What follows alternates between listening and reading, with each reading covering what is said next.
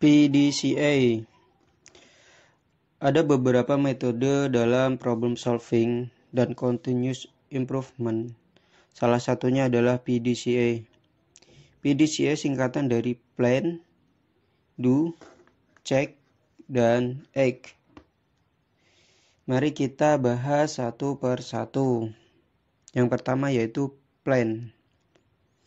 Pada fase plan, yang pertama dilakukan adalah menentukan tema atau masalah yang perlu diselesaikan.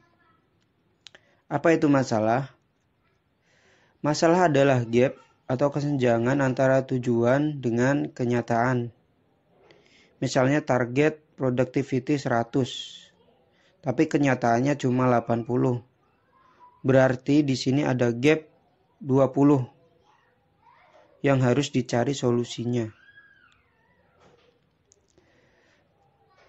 Gap ini 20 ini adalah masalah. Contoh lain misalnya target losses 1%, tapi kenyataannya di lapangan lossesnya 5%. Berarti ada gap 4%.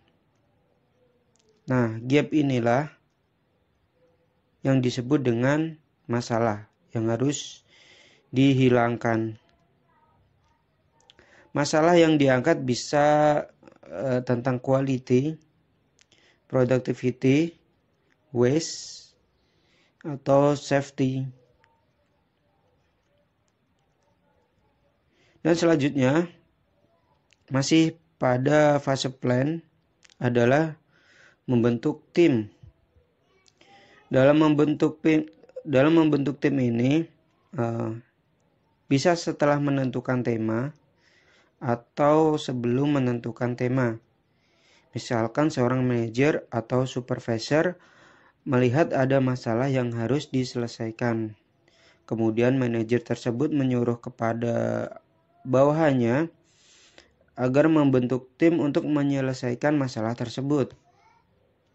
Berarti di sini menentukan tema dahulu, baru membentuk tim. Lain lagi kalau misalnya perusahaan menerapkan program QCC atau Quality Control Circle. Setiap karyawan disuruh untuk membentuk tim, kemudian tim tersebut baru mencari tema atau masalah yang akan diangkat dan dicari solusinya.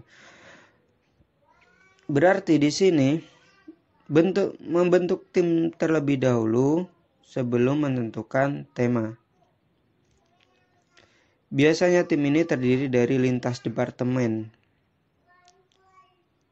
Satu tim itu bisa terdiri dari departemen produksi, departemen QC, departemen engineering, PPIC, dan lain-lain. Biasanya satu tim itu idealnya terdiri dari 5-7 orang. Step berikutnya masih pada fase plan adalah dengan menganalisa kondisi yang ada. Proses yang sekarang berjalan itu dijabarkan bisa menggunakan flowchart atau SIPOC. Selain itu, jabarkan pula performance dari proses tersebut. Berapa besar gap antara tujuan dengan realita. Karena anggota lintas departemen ya, dikhawatirkan ada yang belum paham tentang proses dan masalah yang terjadi. Step berikutnya pada fase plan yaitu dengan mencari root cause. Di sini para anggota melakukan brainstorming untuk mencari root cause. Bisa dengan menggunakan why analysis atau menggunakan fishbone diagram. Step berikutnya pada fase plan yaitu menentukan solusi. Setelah mengetahui root cause-nya, selanjutnya melakukan brainstorming kembali untuk mencari solusi. langkah apa yang akan diambil untuk menghilangkan root cause tersebut.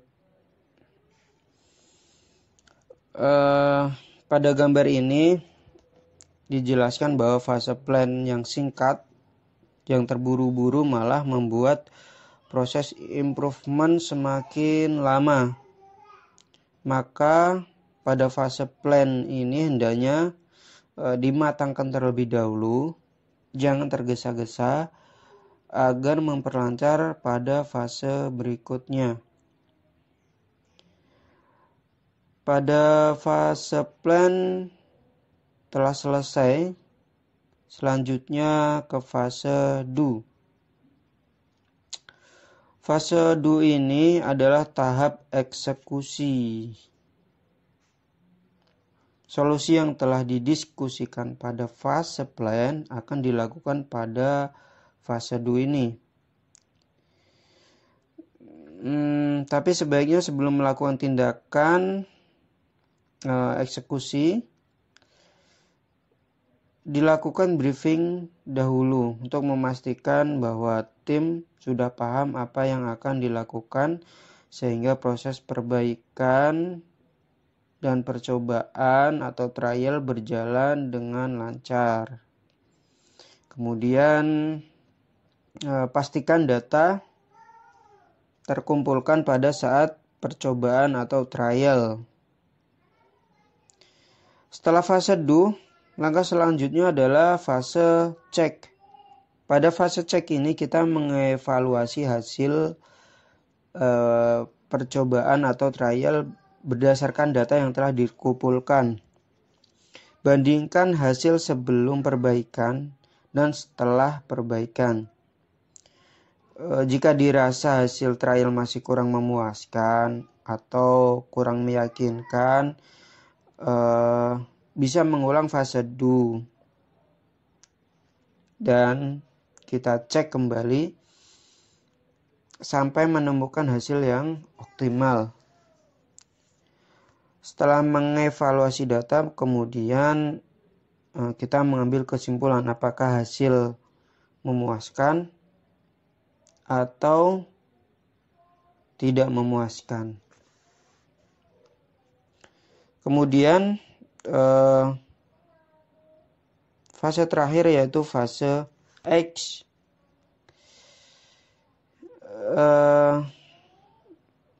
Jika hasil tidak sesuai yang diharapkan, maka kita mengevaluasi solusi.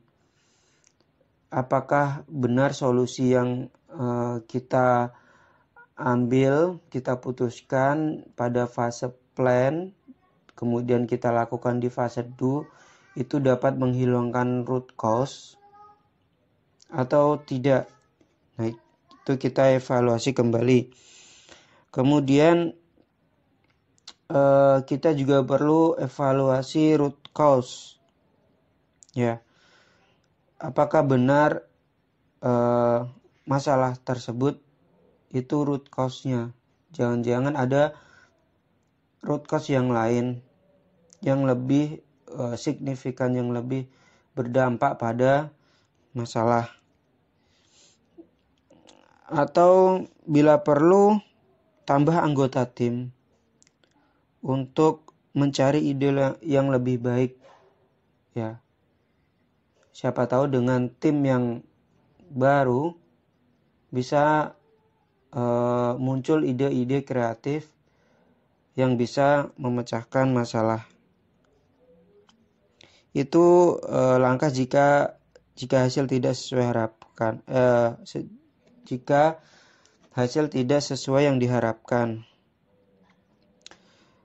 Jika hasil sesuai dengan yang diharapkan atau memuaskan, maka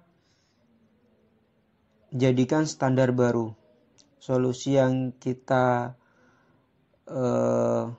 pilih, kemudian kita lakukan tadi dengan hasil yang memuaskan, itu jadikan standar baru. Apakah dari sisi quality plan-nya, WI-nya, atau SOP-nya sesuai dengan perubahan atau improvement yang kita lakukan pada trial tadi ya, pada trial sebelumnya.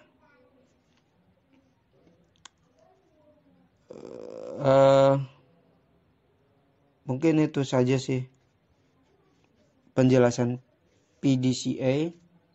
Semoga bermanfaat. Terima kasih. Wassalamualaikum warahmatullahi wabarakatuh.